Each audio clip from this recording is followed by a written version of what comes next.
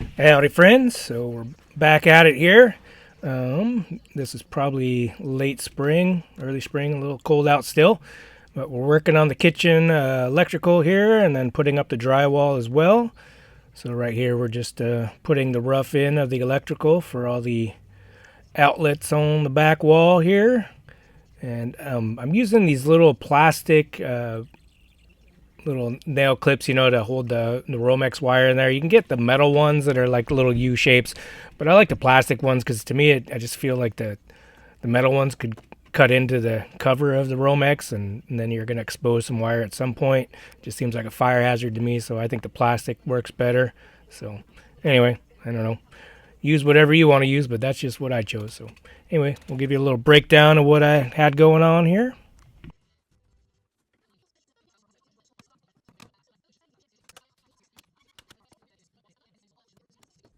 All right, before I close this all up with the rock wool, we'll see what we got going on here. So this will be the farthest out GFI plug or CI or whatever you want to call them plugs on for the kitchen. So we have just a wire that came in here. It's the end of the run, goes down, over, up into here for another GFCI, and back down and down. I have another wire that comes from back there up here, and this is just for a light switch. I don't have a wire yet, but I'll pull one up through here, through the top plate, over, and then right in the center, maybe right about here, for a light on this over the sink that is controlled there. And again, back to the GFCI, back underneath the sink, and then we'll have another plug right here on the other side of the sink, and down, and then up here. And I believe, yeah, so then we'll go back down around the wall, and then this GFCI is the first one in the run, and then the wire will go up here in through the ceiling and then back, travel through the ceiling into the power panel for that one circuit here to do those. And this, the light's going to come and go through here and get powered off the refrigerator is going to be the main one, GFCI, and then running off of that GFCI is just going to be that light and another GFCI for the laundry, and then another just standard plug, which I probably will do GFCI as well. I won't have to actually if this is the main one. Over there behind the little, right now, my little pantry thing that may or may not stay there. So anyway, we'll put I'm going to run this temporary wire situation through the top plate and down into a box and make it a little more official. At least on this side, it's still going to be roughed in over there, but at least then I can start to enclose this wall. But I do have to run the exhaust or the vent pipe for the plumbing behind the drywall in this cavity, and then pop out and then go through the ceiling at some point. So we'll put the tube in there. It at least pops out here and pops out there, so then I can close this up and do some drywall. But for now, we're just working on the electrical. All right, back at it. And yeah, so now we're drilling the hole in the top plates there so I can run that wire to put a dedicated light just over the sink with the switch there. It'll be different from all the main house lights that are going to be controlled over by the door. And I have a couple cool little vintage lights I got from when I built my little tiny house that I never used. It was from a house that was being demolished, where I got all my siding from my tiny house. But we'll put one of those up there if I can find it. But then we're over there working on the electrical for the stove. And we're skipping the drywall section there to show you how I started doing the electrical. Going out towards the front door here, they're going to be on a separate breaker here, just two GFCIs, or not GFCIs, just standard outlets will be put here. And I had to make sure I put the bolts that go down through the floor there into the framing before I close it up with drywall. And then I like to put these little 2x2s there to get the box a little away from the framing of the door when I put the trim on. So hopefully it'll just look a little cleaner. And then here we are back into the kitchen. and we'll give you a breakdown of the vent pipe here and whatnot. All right, there it is. I had these brackets that I found. I needed an 1.25 or 1.5 inches probably, because I think that's what this pipe is, but only had 1.25 inches, but you know, it worked. You know, they're just sitting off the back end here, but it's fine. This is solid. But yeah, so we just had to get it to go back behind the wall here, the drywall that will be up there, and then come back out and then go up through the ceiling there, because you know the walls or the roof line ends right there instead of having an eave. Well, I did put a few inch eave, but in general, yeah, you just can't have the exhaust pipe going through the wall and through the top plate there, because then it would just be on the very end of the roof line, and you need to have it up a little bit so that you can put the cap on it and have, you know, surface area up there to secure that and watertight it, or make it watertight, whatever. Anyway, so now we'll put the insulation back in, and then we'll cut a little section right here so the pipe can come through, and then I can finally start worrying about bringing stuff up through the floor and into that, so I can actually use my sink instead of using the makeshift water jug and catch to do dishes. But yeah, just little steps at a time. And there we go. We got it all wrapped up tight, and it's a little blanky there. It sticks out a bit, but it's compressible, so when the drywall goes on there, it's not too much pressure, so it should be fine.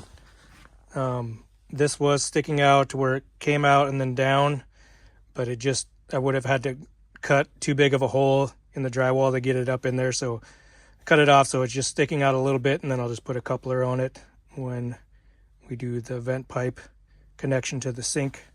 So anyway, there's that. And then I'm just trying to figure out where I want to put the range hood at some point.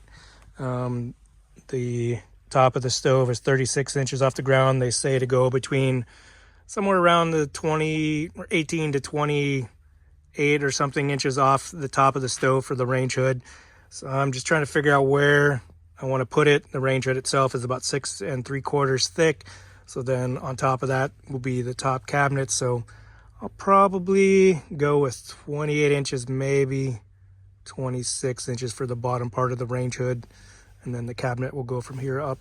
So, but we'll see when we get to that point. But for now, we're just gonna put some vapor barrier on here and then put the drywall up, the 4-foot high drywall up for now.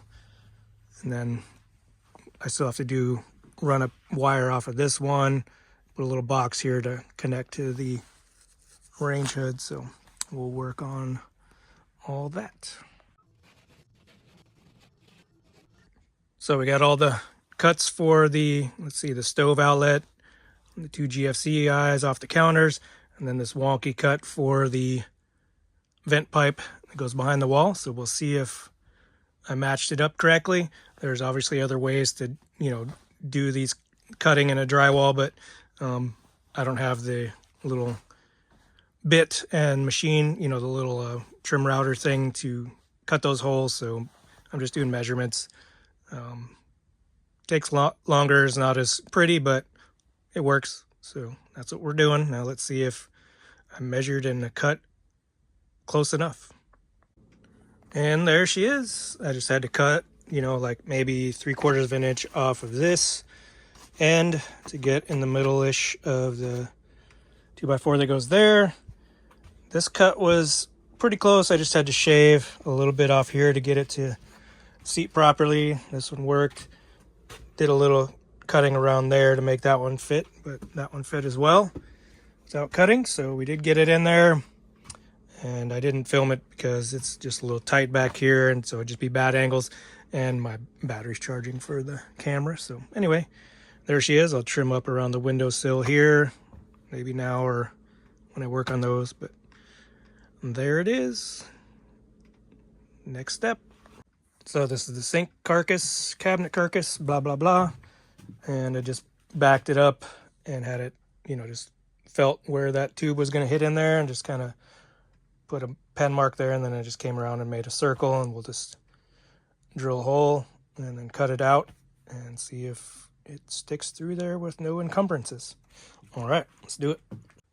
All right, so we got that one in, so we're moving on to the next one. Before I did that, I added this box here just a second ago, and I'm just going to put a cover on it, but I just got a wire that goes from there to this box. I'm not going to hook it up in there. It's just so if anybody in the future decides, or if I decide to put a dishwasher here, I have the electric already sitting there. I just have to splice it in up here, and then obviously connect it to the dishwasher here, and then you'd have to tap into the main plumbing there at some point. But just decided to put the box here for future reference or use, whatever. Anyway, on to the next step. Man, I've cut so many box out, these little holes here for outlets and covers and whatnot, that I should have just gotten one of those tools, the roto zips or whatnot. Would have, made things a lot prettier and gone a lot faster. But I'm almost done with 3/4 of the house drywall now, so oh well, too late. But yeah, so if you're gonna be doing this, spend the money and get you a specialized tool for that. It'll probably save you a lot of time in the end. So anyway. All right, we got it ready for the piece of drywall that goes here. Lots of cuts that I had to make in the drywall. Not the prettiest, but hopefully it'll work out. And then, yeah, I just put a wire up here across for this box. And then the stove wire comes down and around it here. And got it secured. And so, yeah, hopefully these cutouts match up, and we'll go from there. All right, so I didn't show the drywall on the right there where I put the piece up, and it did fit just perfectly around the upper part of the vent pipe and whatnot. So we got the kitchen section done, and then we moved over here to the hallway where the junction box for the bump out goes. Yeah, see, just bringing that wire through. I think I described that on my last video. And I'll probably put an outlet in that box there, or just a junction cover, and just so it's, removable if that bump out ever has to come off of the house. And got that all done, and I can't forget to put the little carriage bolts through the bottom plates there and through the metal part of the subframe. So here we're just running the wire for that individual circuit for the bump out, and if I put a outlet in that box. And then we're running one wire down, the one of them's for that circuit, but then I think I have just another individual wire to hook up to the mini split. And I think at this point I hadn't ran the wire out there for the junction box for the mini split, the quick connect, disconnect. But I think I just put the wire in there so that I could reach through and grab it after I put the drywall on, not have to worry about it. And then here we're just cutting a space for, this will just be an outlet box on the outside for just a standard receptacle, outdoor receptacle. And then also running wires down here for the switches for the back porch light and the a light in the hallway there for the laundry. And just putting that one piece up there. And we're done for now. I think I ran out of drywall. But anyway, hope you enjoyed, and we'll catch you up on the next one. Take care.